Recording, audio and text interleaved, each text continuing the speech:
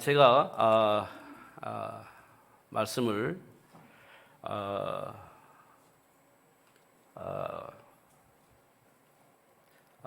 해달라고 말씀을 듣고 제가 많은 고민을 했는데 하나님께서 저에게 배필이라는 단어를 생각나게 하셨습니다. 창세기 2장에 보니까 하나님의 형상대로 인간을 창조하신 아담에게 돕는 배필을 만들어 주신 것을 이렇게 보게 되어집니다. 그리고 보니까 하나님께서 아담에게 하와를 붙여주셨는데 하와가 어떻게 아담을 돕는가 이런 부분들을 볼 수 있게 되어졌고요. 또 아브라함에게 사라를 붙여주었는데 아브라함을 위해서 사라가 어떻게 도왔는지 이런 부분들이 볼 수 있게 되어졌습니다. 사실 우리 창세기 3장 문제 이렇게 많이 얘기하지 않습니까? 근데 창세기 3장 문제는 돕는 배필인 하와가 아담을 정말 도왔는가라고 하는 부분이 있죠. 창세기 3장 문제라고 보니까요. 그런데 한 번 더 생각해 보면 아담에게 무엇을 준비할 수 있도록 하나님이 하와를 이렇게 이끌어 가셨는지 한 번은 우리가 볼 수가 있겠다 이런 생각이 되집니다. 문제를 보면 문제이지만 그 문제 속에 준비된 축복을 볼 수 있도록 한다는 것은 굉장히 중요한 일이다. 사실 아브라함과 사라 사이에 이스마엘이라는 아들이 나옵니다. 어떻게 도왔는가 살펴보면 문제를 만들어낸 시작이 되어집니다. 그런데 한 번 더 생각해 보면 하나님이 왜 그런 일들을 허락하셨을까 생각해 보면 이유가 있을 것이다 보는 겁니다. 우리 삶 속에 많은 문제와 사건들이 있죠. 바리새인들처럼 문제를 보면 답은 없습니다. 그러면 우리는 또 문제 앞에서 누구를 말을 해야 되냐면 세례 요한을 말을 해야 됩니다. 문제 속에 있기 때문에 그 문제를 해결할 수 있는 그런 인물을 만들어내야 된다라고 우리는 또 얘기를 해야 되는 겁니다. 틀린 말은 아닌 것 같은데 틀린 거죠. 왜냐하면 세례 요한을 통해서 이 땅의 문제가 해결되지 않기 때문에 그렇습니다. 그런데 삶 속에서 보면 꼭 세례 요한이 필요합니다. 그렇다고 해서 삶의 문제가 해결되냐? 그렇지 않습니다. 그러면 또 우리는 또 누구를 원하냐면 능력이 있는 사람을 원하는 겁니다. 그럼 엘리야를 또 초청을 하겠죠. 그러면 삶의 문제가 해결되냐라고 물어볼 때 그렇지 않습니다. 능력이 있는 사람은 너무 많아요. 그런데 이 땅의 문제는 해결을 할 수가 없습니다. 그리고 보니까 또 사람들은 사랑이 필요해, 메신저가 필요해 이렇게 우리는 자꾸만 삶의 문제의 근원을 오해를 하면 삶의 문제를 해결할 수 있는 누군가를 자꾸 초청을 하게 되어지고 갈망을 하게 되어지는 겁니다. 이 땅에 많은 사람들이 그래요. 그래서 저는 바리새인들을 보면서 왜 저렇게 살았을까 확인을 해보니까 삶의 문제는 있고 해결을 해야 되겠는데 말씀을 통해서 보니 해야 할 일은 안 하고 하지 말아야 할 일은 하는구나 이렇게 이제 보게 된 겁니다. 그래서 해야 할 일과 하지 말아야 할 일들을 다 성경을 통해 찾아냈습니다. 그렇게 보니까 한 613개 이렇게 정리가 되어진 겁니다. 해야 할 일과 하지 말아야 할 일을 다 구별을 해놓은 겁니다. 그걸 가지고 이제 다스리기 시작한 거죠. 그게 바리새 사상입니다. 예수님이 오셔서 하는 걸 보니까 자기들이 정리한 그 메시지를 가지고 보니 틀린 것은 틀린 것이고 맞는 것은 맞는 건데 보니까 다 틀려요. 바리새인들이 볼 때. 그래서 바리새인들은 예수님께 찾아와서 늘 이렇게 왜 이랬습니까? 어떻게 해석을 해야 됩니까? 라고 질문을 합니다. 근데 예수님께서는요, 대답을 합니다. 의사가 누구에게 필요하겠느냐? 건강한 사람에게 의사가 필요하겠느냐? 아니면 병든 자에게 의사가 필요하겠느냐? 이렇게 말씀을 하십니다. 내가 온 것은 의인을 위해서 온 것이 아니라 죄인을 위해서 온 것이다 라고 얘기를 합니다. 제가 오늘 본문을 선택한 것은 하나님께서 우리 인간에게 뭘 주셨냐면 정복하고 다스릴 수 있는 권세를 주셨어요. 그럼 뭘 정복하고 뭘 다스리라는 얘기겠습니까? 예수님께서 이 땅에 오신 것은 마귀의 일을 멸하시고 죄와 사망의 법에 묶여있는 이 땅의 모든 사람들을 해방시키려고 오셨다, 이렇게 말하고 있습니다. 그러면 사탄의 일이 우리에게 있다는 얘기입니다. 그리고 사단은 굉장히 우리를 공격할 수 있는 통로를 만드는데 그게 뭐냐면 광명의 천사로 나타나서 우리를 유혹하고 공격을 한다는 겁니다. 그럼 이걸 어떻게 정복하고 다스릴 것이냐 라고 볼 때 하나님이신 언약을 알지 못하면, 하나님이 준비하신 축복을 알지 못하면 우리는 또 오해를 하게 되어지고 잘못된 선택을 하게 되어지는 것을 볼 수 있습니다. 우리가 수없이 말 들었던 창세기 6장의 네피림 문화를 보면 사람들이 성공을 합니다. 그리고 주도적인 역할을 하게 되죠. 이때 하나님의 백성들마저도 그 문화 속으로 끌려 들어가는 모습을 봅니다. 그러면서 하나님의 말씀을 거부하죠. 이런 모습을 볼 때 이 땅에 많은 사람들이 무엇을 위해서 살고 있는가 확인해 보면 내가 원하는 그 무언가를 위해서 살고 있다는 겁니다. 그게 성공의 길일 겁니다. 그리고 내가 원하는 대로 행복한 삶을 사는 것을 목적으로 두고 있을 겁니다. 그러다 보니 하나님의 말씀을 오해하고 왜곡을 하는 일들이 벌어집니다. 세계 복음화라는 단어는 하나님께서 처음부터 우리에게 주셨습니다. 그 일을 이루기 위해서 하나님이 어떻게 역사하셨는지를 정확하게 사실적으로 기록한 것이 성경입니다. 예수님께서 십자가에 박혀 죽으시고 부활하신 이후에 제자들에게 하신 말씀입니다. 너희는 가서 모든 민족을 제자로 삼으라. 온 천하 다니며 만민에게 복음을 전파하라. 그리고 하신 말씀이 그 일을 이루기 위해서 내가 준비한 어린 양이 있는데 그 일을 이룰 수 있는 제자로 만들어라.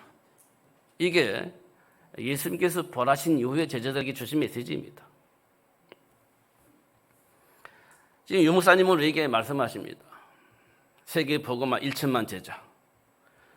그리고 어느 날 조금 더 구체적으로 237 나라 5천 종족을 살릴 수 있는 제자가 되어야 된다, 이렇게 얘기를 하고 있습니다. 하나님은 분명히 원하시는 것이 있는데 세계를 복음화하는 거였습니다. 여기에 하나님은 역사하고 있습니다. 시작도 세계 복음화이고 과정도 세계 복음화이고 결과도 세계 복음화입니다. 이 일을 위해서 원한 자를 불러서 세우셨다는 겁니다. 그럼 우리가 해야 할 일은 단순하고 명확합니다. 세계 복음화를 위해서 생각하고 세계 복음화를 위해서 선택을 하고 세계 복음화를 위해서 준비된 축복을 누리며 사는 겁니다. 그 이상도 그 이하도 없는 것 같습니다. 이스라엘 백성들이 애굽에 400년 노예 생활하고 있을 때 80세 된 노인 모세를 불러서 출애굽을 말씀하십니다. 근데 모세는 할 수 없다라고 얘기를 합니다. 할 수 없다라고 말한 이유가 있습니다. 자기는 나이가 많이 먹었고 세계를 출애굽을 할 수 있는 그런 조직도 없고 그런 힘과 능력도 없고 더 중요한 것은 애굽의 반란을 일으켜서 도망 나온 사람이기 때문에 들어가면 잡혀 죽는다는 그 고정관념에 묶여있기 때문에 할 수 없다라고 생각을 한 겁니다. 하나님이 그때 하나님께서 여러 가지 기적을 일으키시죠. 확실하게 보여줍니다. 그래도 이 고정관념 속에서 안 된다라고 생각을 합니다. 그래서 하나님의 말씀을 거역을 하죠. 할 수 없다라고 생각했던 그 일이 하나님이 함께 하심으로 되어지게 하시는 것을 볼 수 있습니다. 모세는 안 된다고 하는데, 할 수 없다고 하는데, 그런 모세를 통해서 출애굽의 역사를 일으키신 하나님의 역사를 오늘 보는 겁니다. 그럼 이게 어떻게 될까요? 하나님이 원하시는 건 하나밖에 없어요. 하나님이 우리와 함께 계신다는 사실을 보여주시는 겁니다. 근데 우리는 우리 실력과 우리 배경 때문에 안 된다라고 하는 부정적인 생각들이 우리 안에 뿌리 내려져 있죠. 그것을 하나님은 드러내서 치유하여 주시고 회복시켜 주시는 것을 볼 수가 있습니다. 그런데 그것으로만 끝나면 될 줄 알았는데 홍해바다 만나는 거예요. 또 사막에서 물이 없는 사막을 만나는 겁니다. 먹을 것이 없는 사막을 만나는 겁니다. 나는 구원받으면 다 끝나는 줄 알았는데 물이 없는 사막을 만나요. 먹을 것이 없는 사막을 만나는 겁니다. 그때마다 이스라엘 백성들은 원망합니다. 그냥 애굽에 있었으면 좋았을 뻔했는데 왜 우리가 여기까지 와서 죽는가 이런 생각을 합니다. 제가 왜 이 말씀을 드리냐면 하나님은 세계 복음화를 위해서 이끌어 가십니다. 우리에게 어떤 어려움이 있을지라도 하나님은 우리를 치유하고 회복시켜 주셔서 세계 복음화를 이끌어 가시는 하나님을 말할 수 있는 증인이 되어질 수 있도록 역사하고 계시는 겁니다. 전혀 불가능한 것처럼 보였던 홍해바다 가르시고 전혀 해결할 수 없을 것처럼 보여졌던 물을 주시고 만나와 메추라기를 통해서 훈련하시는 치유하시는 하나님의 역사를 봅니다.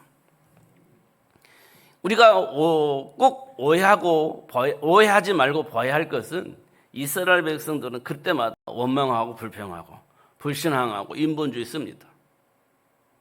우리는 그런 모습들을 삶 속에서 얼마든지 볼 수 있습니다. 그리고 그렇게 해석할 수 있습니다. 그런데 하나님은 그런 우리를 통해서 하나님이 함께 계시면 우리 수준과 상관없이 하나님이 원하시는 일을 할 수 있도록 역사하시는 것을 봐야 되는 겁니다. 그게 사단의 일을 정복하고 다스리는 축복의 비밀입니다. 그거를 위해서 하나님 우리를 하나님의 형상을 창조하셨다는 겁니다. 하나님을 떠나면 어떻게 되죠? 원망이 나옵니다. 하나님을 떠나면 어떻게 되죠? 불평이 나옵니다. 하나님을 떠나면 우리에게 뭐가 나와요? 율법주의가 나옵니다. 하나님 떠나면 우리에게 뭐가 나오죠? 인본주의가 나옵니다. 나도 모르게 내 안에 뿌리 내려져 있는 동기가 나오는 겁니다. 그걸 우리가 감당할 수 있을까요? 사실은 감당할 수 없을 겁니다. 우리는 그걸 보고 체질이라고 하지 않습니까? 내 안에 무의식 속에 있는 이 체질들이 나올 때 우리가 감당되나요? 감당이 안 되는 겁니다. 왜냐하면 의식을 하고 내 안에서 나오는 게 아니고 무의식 속에서 나오는 것이기 때문에 이건 준비되어 있지 않은 상태에서 나오는 것이기 때문에 감당이 안 되는 겁니다. 말도 그렇고 행동도 그렇습니다. 감당이 안 되는 거죠.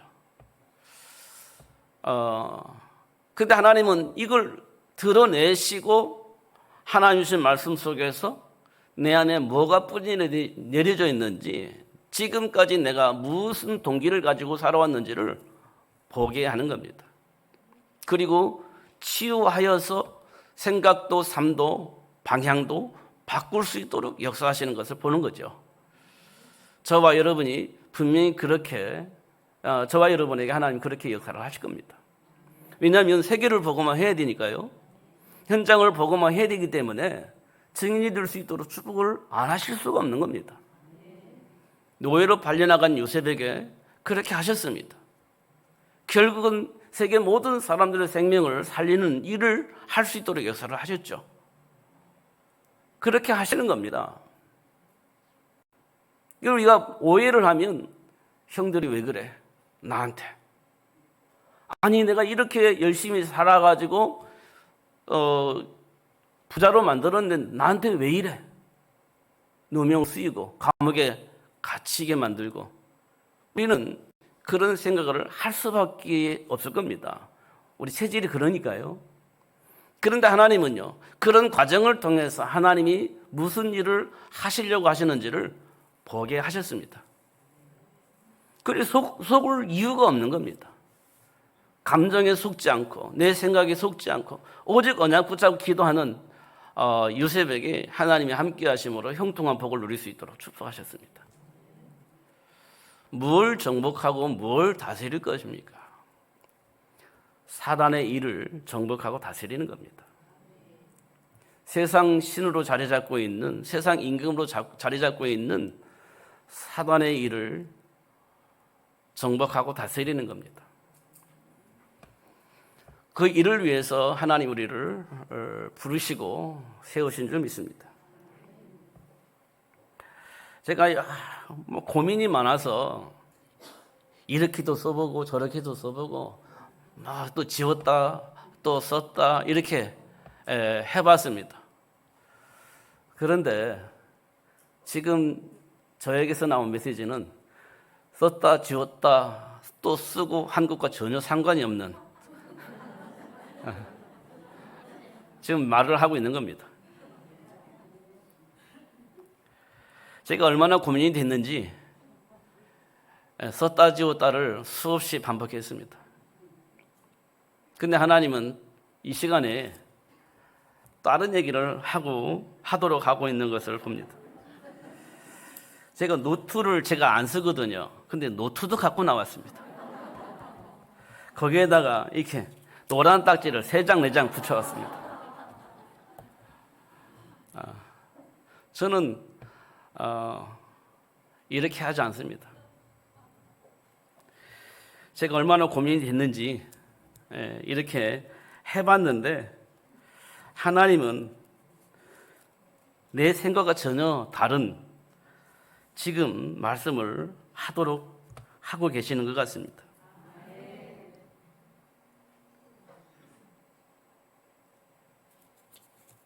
그래도 제가 준비를 했으니까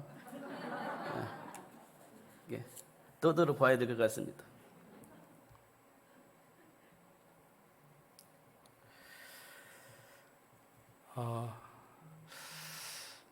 처음에 제가 다락방을 만났을 때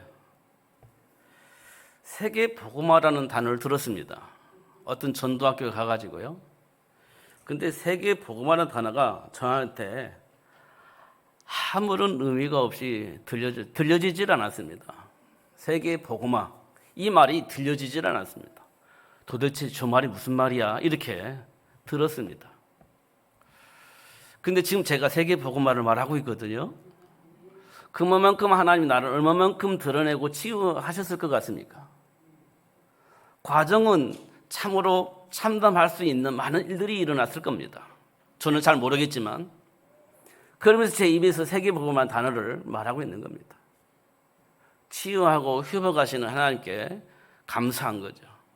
사도 바울이 말하는 것처럼 범사에 감사라는 말을 그때 당시는 몰랐는데 지나고 보니까 그때 감사할 일이었구나라는 것들을 알게 되어지는 거죠. 지금 한 30여 년 동안 다락방을 하셨다고 말씀들을 하시는데 초창기에는 유 목사님이 이런 얘기를 했습니다. 길이 없지만 계속 가다 보면 그게 길이 된다라고 얘기를 했습니다. 그래서 많은 사람들이 길이 아닌데 막 갔어요. 왜냐하면 길 날 것이니까. 그리고 사람들이 막 비판을 했습니다. 세상 사람들이 막 뭐라 하겠습니다. 그런데 유 목사님은 괜찮다고 얘기를 했습니다. 왜냐? 계속 가다 보면 그 길이 될 것이기 때문에 그런 얘기를 했습니다. 초창기의 메시지였습니다. 근데 지금은 유 목사님 뭐라고 말씀하십니까? 그때쯤으로 그렇게 말씀을 하시지 않아요. 왜냐하면 지금은 알만큼 성장했기 때문에 말을 해도 시험 들지 않을 것이고 어떤 말을 해도 따라올 것이기 때문에 그렇게 준비된 제자가 되어있기 때문에 그런 말씀을 하시지 않습니다. 그럼 초창기는 왜 그랬을까요? 영적 문제가 있기 때문에 말을 하면 또 시험 들 것이고 다른 길을 또 갈 것이기 때문에 또 율법주의로 갈 것이기 때문에 그걸 치유하시기 위해서 그렇게 말씀을 하셨던 것이구나라고 이해가 되어지는 겁니다. 지금도 막 길이 아닌 데로 막 가면서 괜찮아 이렇게 말하면 지금 수준으로 말이 안 되는 겁니다. 그잖아요.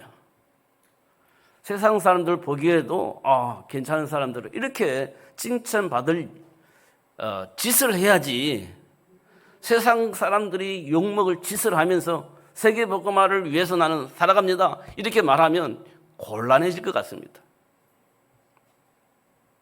중요한 것은 사단에게 속지 않는 겁니다. 중요한 것은 하나님이 나와 함께 계신다는 사실을 믿는 겁니다. 그분이 하나님이 원하시는 그 일을 이루어갈 수 있도록 역사하실 것이라는 겁니다. 제가 돕는 배필을 얘기를 했는데요. 하와가 아담을 실패케 만들었잖아요. 사라가 아브라함을 실패케 만들었잖아요. 근데 그런 아담과 하와를 위해서 여자의 후손을 약속을 하십니다. 하나님이 뭘 원하시는지를 우리는 봐야 돼요. 아브라함과 사라를 위해서 하나님께서 찾아오셔서 하신 약속이 사라에게 잉태할 수 있는 힘을 주시고 세계를 복음할 수 이삭을 준비할 수 있도록 축복하셨습니다. 그럼 뭘 위해서 살아야 할 것인지에 대한 분명한 답을 주신 겁니다. 이 세상에 많은 문제와 사건들이 있습니다. 그걸 우리는 정죄할 수 있습니다. 과연 하나님이 원하신 걸 무엇일까 찾아보는 것은 우리 굉장히 중요한 일입니다. 어떻든 하나님이 원하시는 그 일을 위해서 마음을 같이하여 기도할 수 있다 한다면 하나님이 기뻐하시는 일이 이루어질 수 있도록 역사하실 것이다. 문제 보고 낙심하고 좌절하고 그럴 것이 아니라 이 문제와 사건을 통해서 하나님이 원하시는 것을 찾는 겁니다. 하나님 우리를 부르셨잖아요. 하나님이 세계를 복음할 수 있는 제자로 삼으셨잖아요. 그럼 됐잖아요. 그 속에서 생각하고 판단하는 겁니다. 그렇잖아요. 그런데 우리가 가지고 있는 그동안 영향을 받았던 여러 가지 체험이나 지식을 통해서 우리가 판단을 하게 된다면 맞는 것 같은데 틀리는 판단을 하고 틀린 결정을 하게 될 것이라는 거죠. 전국 여전도 연합회 이 조직이 저는 잘 모르겠습니다만 하나님이 원하시는 그 일을 위해서 하나님이 원하시는 사람들을 돕는 배필로 세워주셨다. 저는 그렇게 믿고 이 말씀을 드리는 겁니다. 문제 있을 때마다 하나님이 원하시는 그 일을 위해서 힘껏 도울 수 있는 조직이 되었으면 참 좋겠다. 이간질 당하지 않고 하나님이 약속하신 축복을 누리는 여전대가 됐으면 참 좋겠다. 이 일을 위해서 마음을 같이 기도한다면 얼마나 큰 일을 하나님께서 맡기실까? 이런 생각을 해봅니다. 특별히 저는 태영아 사역에 대해서 관심을 많이 갖고 있는 사람이에요. 양육이 중요한 것이 아니라 어떤 인물을 위해서 기도하면서 만들어내느냐 이게 중요한 겁니다. 한나에게 사무엘을 양육한 게 아니고 사무엘이 왜 필요한지를 알게 하시고 사무엘을 생육하게 하신 겁니다. 우리는 근데 잘 키우려고만 얘기를 하는데 잘 준비하는 게 중요하다는 겁니다.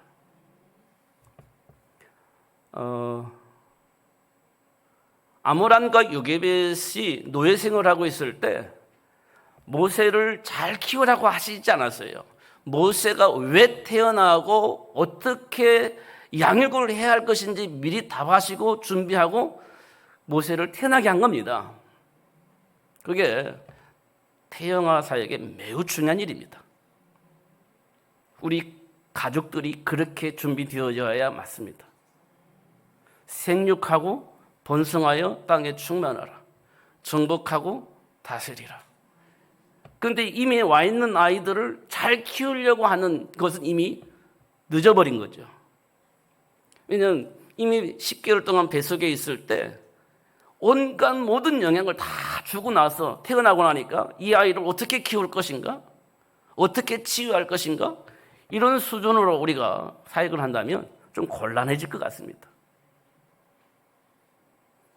물론 치유를 하셔서 하나님이 원하시는 일을 할 수 있도록 증인이 될 수 있도록 여기서 하실 것이겠지만 하나님은 준비하라고 말씀하고 있습니다. 그 일을 마음껏 도울 수 있는 전국 여전도에 우리 장로님들, 권사님들, 회원님들 되었으면 참 좋겠다. 1천만 제자가 그렇게 태어났으면 참 좋겠다.